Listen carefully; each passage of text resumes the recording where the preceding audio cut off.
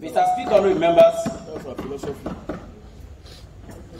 the previous speaker from Kenema talked about the promotion or the incentive given by government on excise duty for locally manufactured industries that are using over 80% of locally produced material to produce beer and other beer-related products. Mr. Speaker, honorable members, this is a very fine initiative, a very fine policy. But Mr. Speaker, honorable members, we all know very much that this is an indirect way of limiting the production capacity of brewery. Because how many sorghum farmers do we have in this country? How many people that are producing maize in a large quantity in this country? Already, even those that are doing poultry, they are importing maize. So how much government has allocated to boosting agricultural productivity is a challenge. The whole budget, only 6% is allocated to agriculture. So if you are pegging or give an incentive on using 80% of locally produced raw material, which are not readily available in the market, it is like saying that BV will not be producing, they will be forced to using imported raw material, which will automatically scrape the price that will be transferred to local consumers. So I don't think this is very prudent when we are not increase the allocation to agriculture.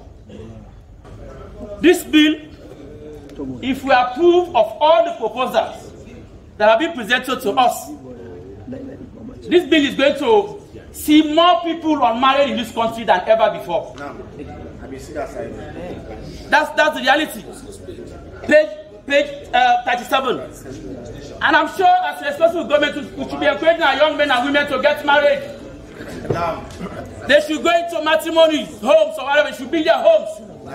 But if we are increasing even the booking of the dates for marriage from 100,000 to 200,000 euros, the civil wedding, which used to be 200,000, government is now proposing that it should be increased to 1,500,000. It is like saying that one should not marry anymore. Mr. Speaker, this will increase for SO2 boats.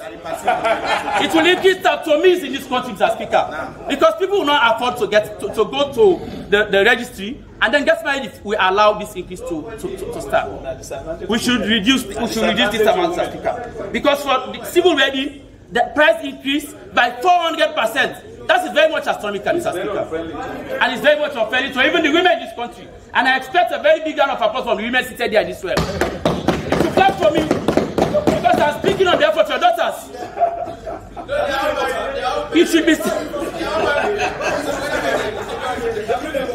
Mr. Speaker, remember, even the certificate, the Christian certificate, even the Christian certificate, the price of it will now increase from 50 to 100, marking a 100% increase. What has added into the quality of the certificate? Have they added gold into the certificate? Have they added diamond? What is adding to prompt an increase of 100%? That is very much unacceptable, Mr. Speaker. When we come to the schedule, we have to reduce it so that our people out there will fit into affording a marriage certificate for both Muslims and Christians. The bill, Mr. Speaker, is also denying the basic fundamental rights of our people. Mr. Speaker, in Nova, the Honorable Kane Keller, he has worked in the UN, and a good number of people seated here. The Deputy Minister of Finance too, I met with him in the World Bank sometime in 2015 and 16, and a good number of them, and even the deputy, our best friend, the Honorable Levali, she worked for the World Bank and other international organizations. She knows very well that accessing birth certificates is a right for every citizen. It's a basic right. Some countries are giving them free at no cost. At no cost. Why should I pay to access birth certificates? Okay, maybe for administrative convenience, that's why it used to be 10,000 euros. But if you increase it from 10,000 euros to 100,000 euros, you are making it unaffordable for our people. That is what the government is proposing.